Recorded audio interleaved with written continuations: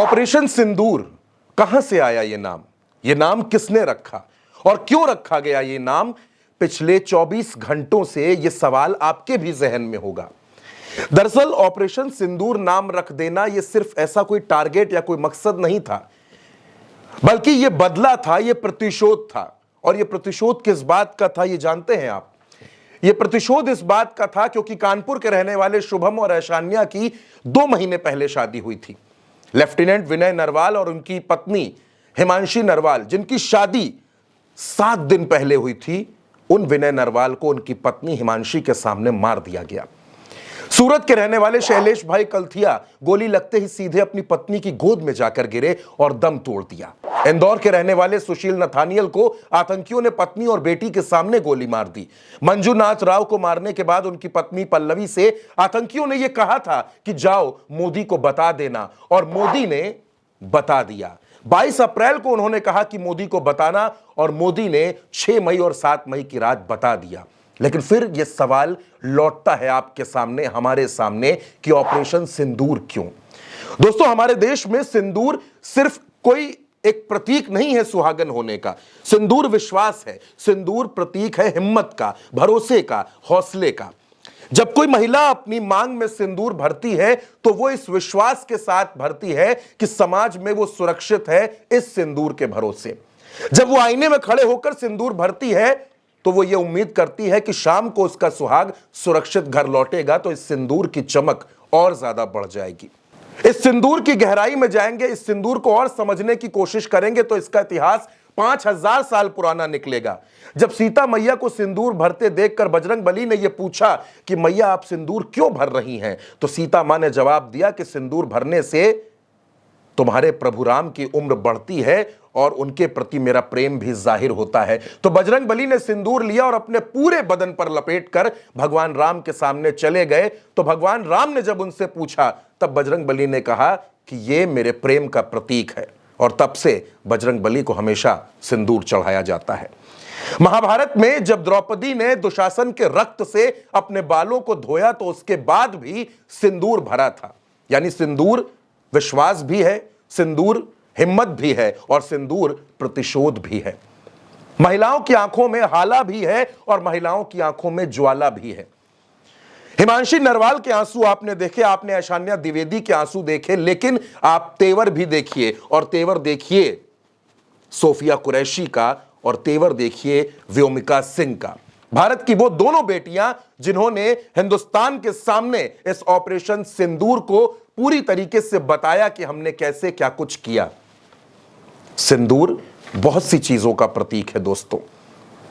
किसी महिला की सुंदरता में यह सिंदूर 4 चांद लगा देता है। आप याद कीजिए, अगर आप शादीशुदा हैं और जब आपने अपनी पत्नी की मांग में सिंदूर भरा होगा, उस पल महसूस कीजिए अपने अंदर के विश्वास को और महसूस कीजिए अपनी पत्नी के समर्पण को। तब आपको पता चलेगा कि सिंदूर की हिम्मत, सिंदूर की ताकत और सिंदूर की कीमत क्या होती है। एक फिल्म के डायलॉग को सुनकर अक्सर लोग ये कहते हैं कि एक चुटकी सिंदूर की कीमत तुम क्या जानो, लेकिन मैं आपसे कहता हूं कि एक चुटकी सिंदूर की कोई कीमत नहीं है। एक चुटकी सिंदूर अनमोल होता है, इसकी कोई कीमत नहीं लगाई जा सकती।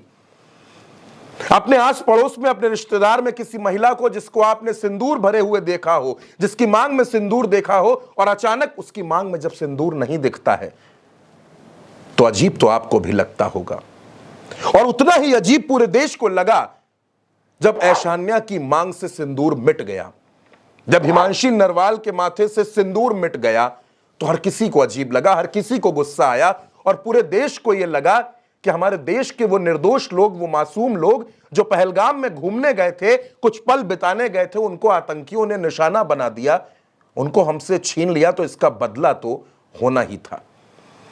सिंदूर की हिफाजत करना हर किसी का धर्म होता है। एक भाई हमेशा चाहेगा कि उसकी बहन के माथे पर सिंदूर चमकता रहे। एक बेटा हमेशा चाहेगा कि उसकी मां के मस्तक पर चमकता सिंदूर हमेशा दमकता रहे। और वैसे ही देश के प्रधानमंत्री नरेंद्र मोदी ने भी एक बेटे का भी फर्ज निभाया, एक भाई का भी फर्ज निभाया, एक पिता का भी फर्ज निभाया, और ऑपरेशन सिंदूर से सबक सिखाया आतंक के उन आकाओं को जो सरहद पार बैठे थे। यह सिंदूर बताता है कि भारत की बेटियों की हिम्मत कितनी ज्यादा है। सिंदूर का लाल रंग आतंक के लाल रंग पर भारी पड़ गया है। सिंदूर का यह लाल रंग जब आतंक के अड्डों पर गया तो उसने उनको भी रक्त रंजित कर दिया और यह बता दिया कि सिंदूर की ताकत क्या होती है। आमतौर पर आपने भी इस बात को सुना होगा। यह सब श्रृंगार की बातें हैं, चाहे सिंदूर की बातें कर लूं, चाहे मैं आपसे मेहंदी की बातें कर लूं। यह हर महिला की जिंदगी में यह पल आता है जब वो श्रृंगार करती है, सिंदूर लगाती है, जब वो मेहंदी लगाती है।